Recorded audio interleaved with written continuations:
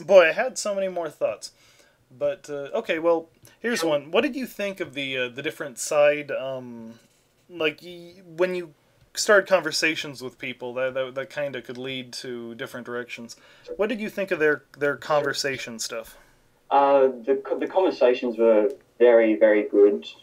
Uh, yeah, pretty much. It's very well written. It's novel worthy, I guess you could say. Yeah, that's pretty much it. I kind of What's funny is that Karth is probably one of the most reliable and altogether interesting characters in a lot of ways. He went on to do other video games and I think had a history in previous video games. I'm not entirely sure there. But I don't know. I didn't like his conversation stuff so much because at least for the first dozen or so, you're really just going back and forth on his trust issues, and that got on my Hmm. nerves. But other than that, I really did find that I was entranced by by both HK and Canderous and his war stories and the other guy's I don't even know what you'd call that, murder stories. Yeah, I found Candace probably the most interesting out of the bunch. HK47, although he's funny, he's just sort of pretty much saying statement, I like killing things, conclusion, I like killing things. So it's pretty charming and playful, but it never really grows anything to that. I can appreciate someone outwardly murderous. I don't know.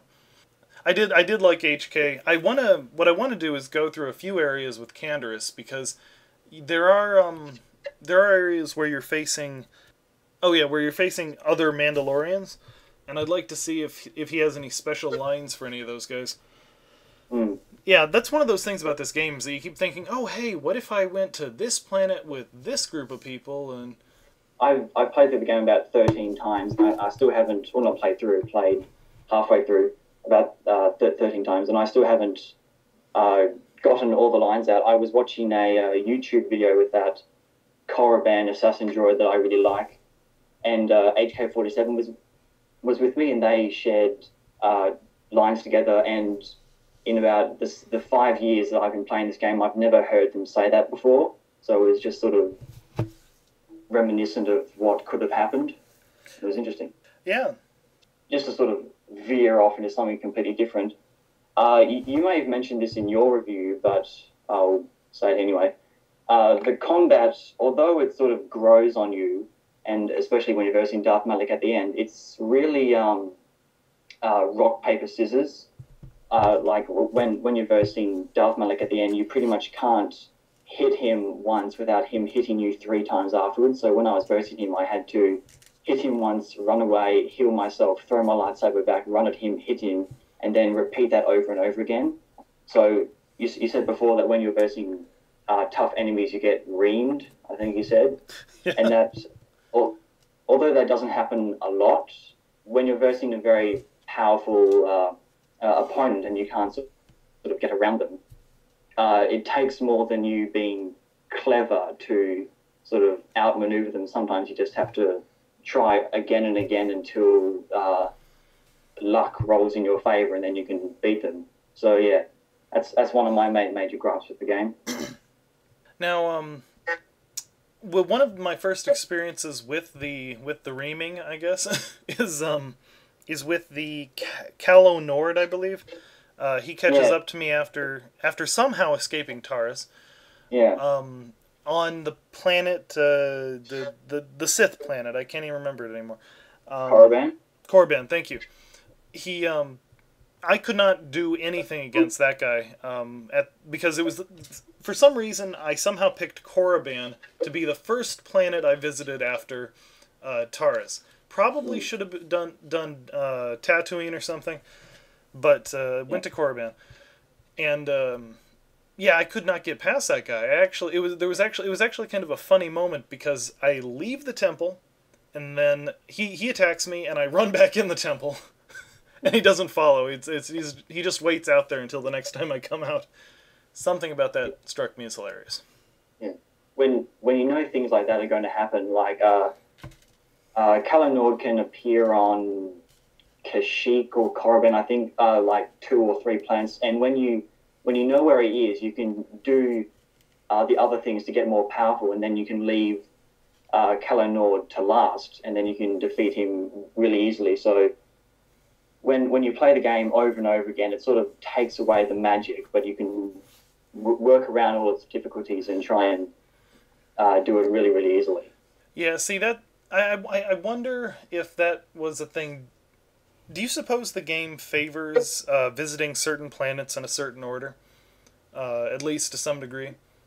I don't think so. They seem to have evenly shared out what happens on what thing. I've gone to each planet, each of my playthroughs in pretty much all the combinations, and it all seemed to flow pretty well. So I guess they were playing it pretty safe. It didn't seem forced or anything to me. I think part of the problem actually there was that I didn't spend very long at all on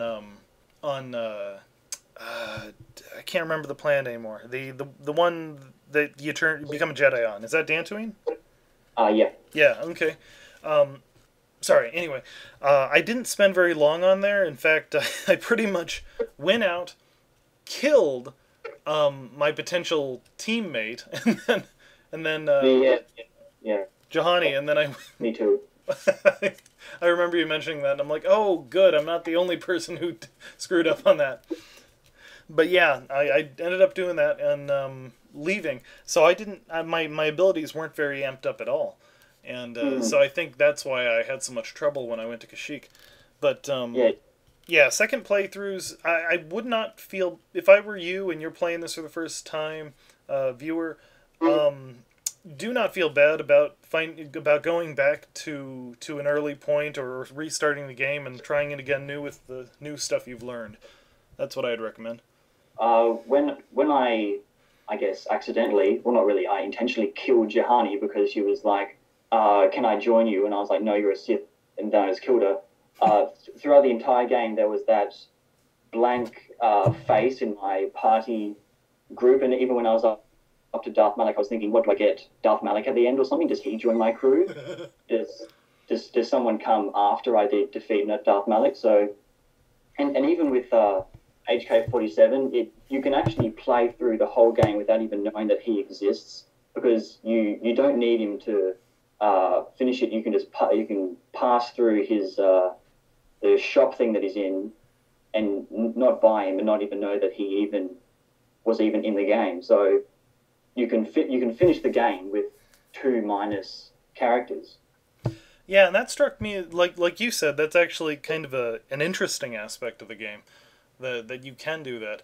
It was like I was on the unknown planet before I realized, wait a minute, that one girl had a ponytail, and this silhouette has a ponytail. Ah, dang it, I should have saved her. But yeah.